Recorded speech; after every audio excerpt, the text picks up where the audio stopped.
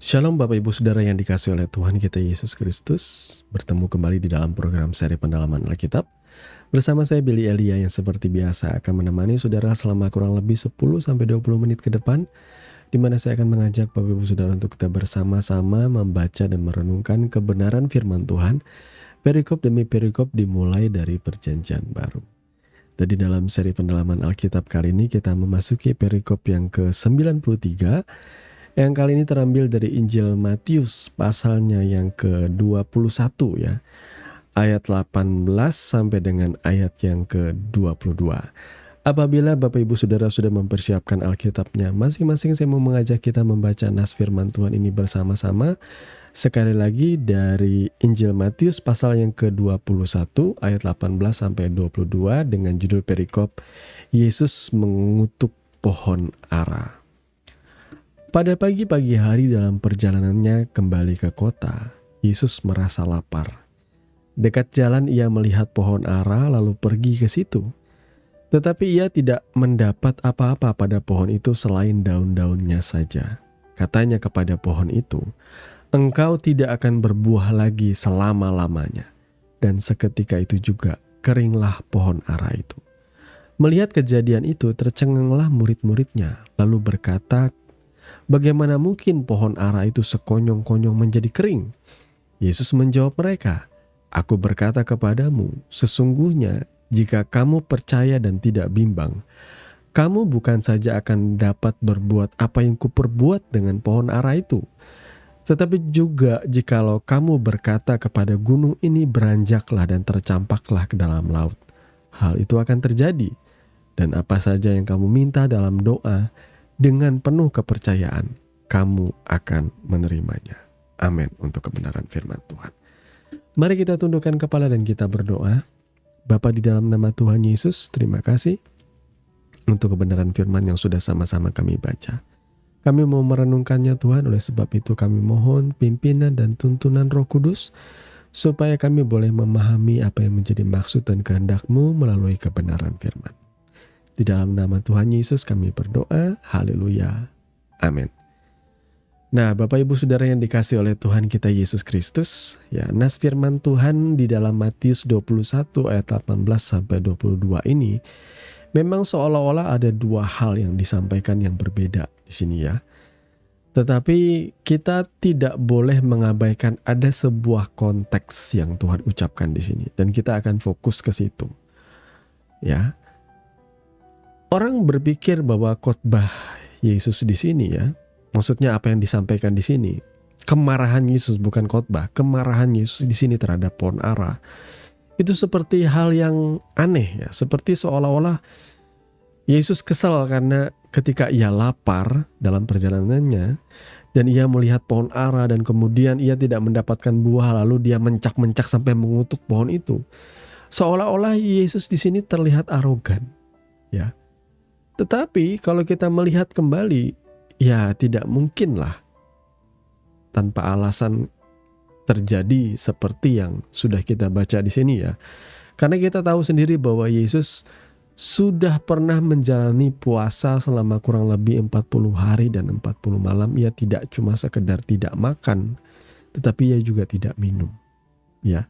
Jadi tidak mungkin hanya karena perjalanan jauh dan ia lapar lalu ketika ia melihat pohon ara dan tidak ada buah di situ lalu dia marah-marah lalu dia dengan arogannya mengutuk pohon itu seolah-olah tidak ada makna di balik semua itu. Ternyata ada makna di balik kemarahan Tuhan terhadap pohon ara yang tidak berbuah ini, ya.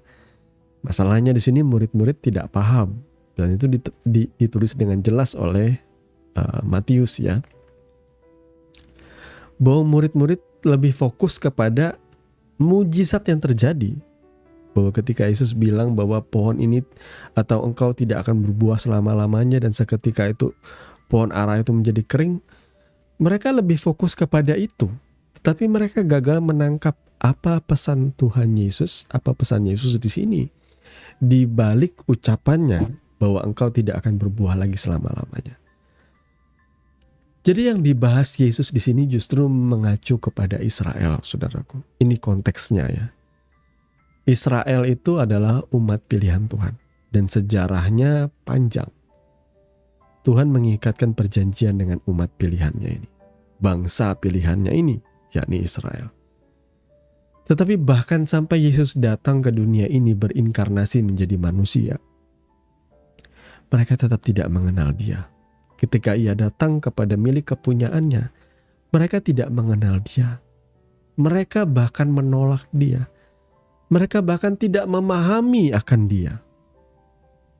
Jadi dalam pandangan mata Tuhan, bangsa Israel ini yang mendapatkan satu hal eksklusif ya.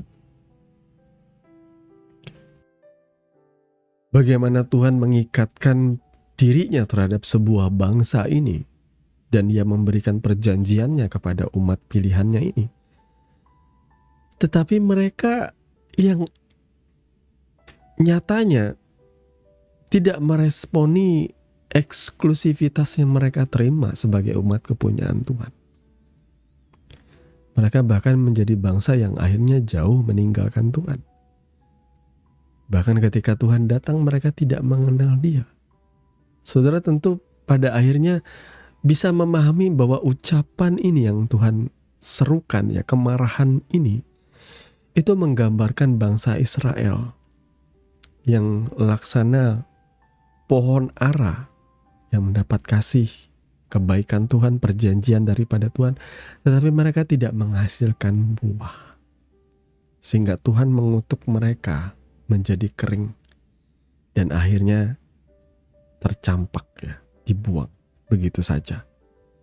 Murid-murid tidak memahami karena mereka lebih fokus kepada konteks mujizat yang Tuhan Yesus lakukan. Mereka tidak memahami konteks ucapan Yesus. Ya, bahwa ketika Ia datang ke dunia ini, yang pertama-tama ialah Ia ingin menyelamatkan umat Israel. Ya, itu sebabnya kenapa penginjilan pertama itu lebih fokus kepada domba-domba yang hilang.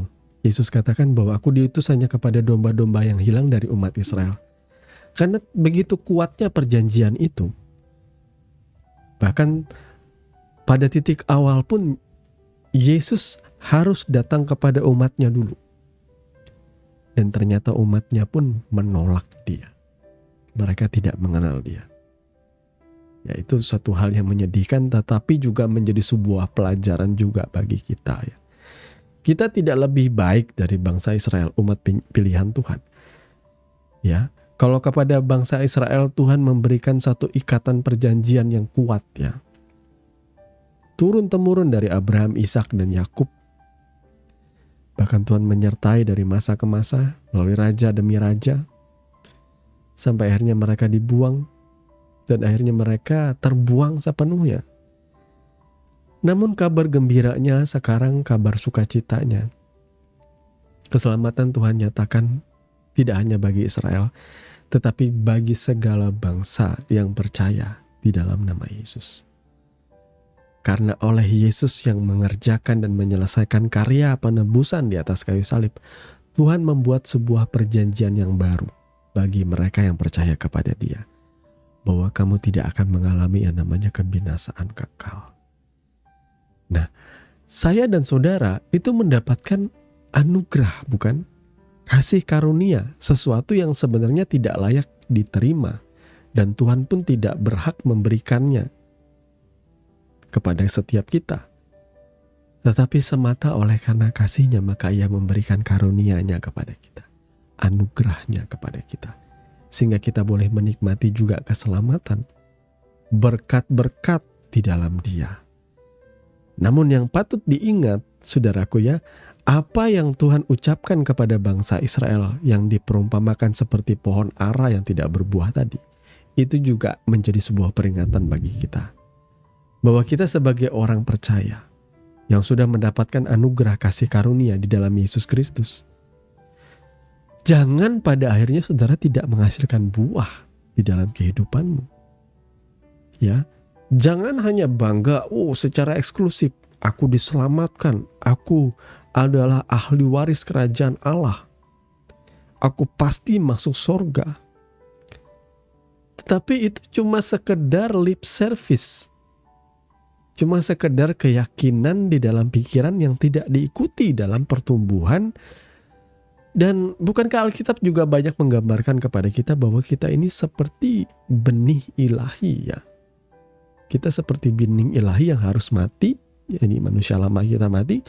Dan banyak di Alkitab kita digambarkan seperti pohon, seperti tanaman yang ditanam oleh Bapa di surga.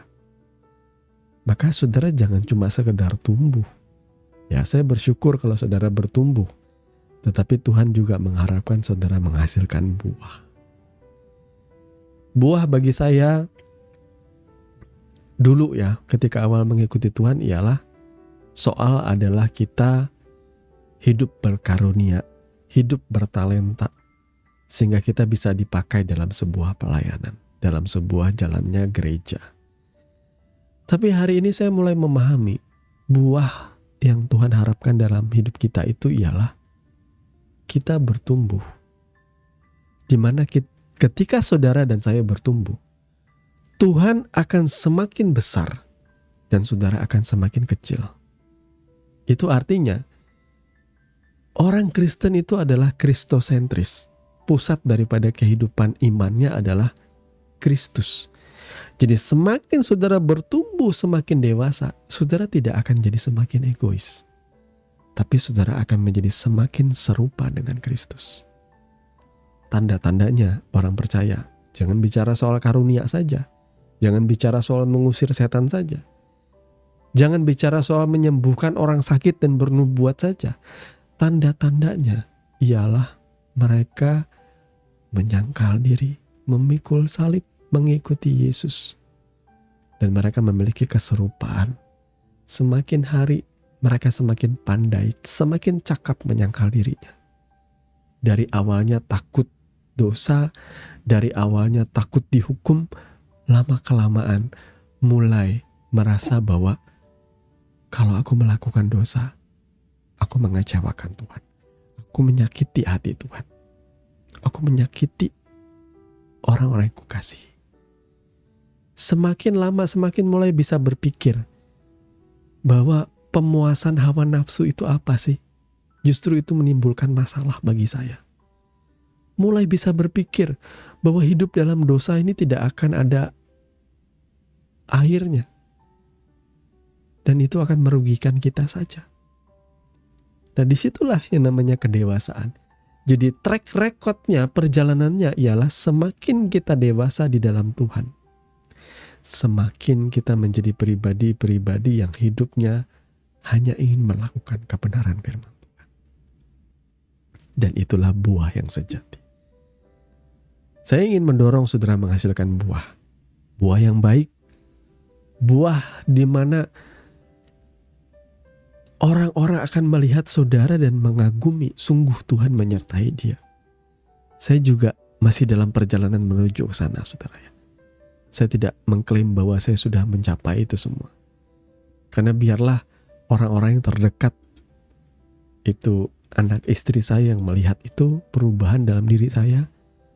Sampai akhirnya sahabat-sahabat, sampai akhirnya keluarga besar, sampai akhirnya orang-orang di sekitar kita bisa melihat buah-buah kita. Oh, aku mengenal dia.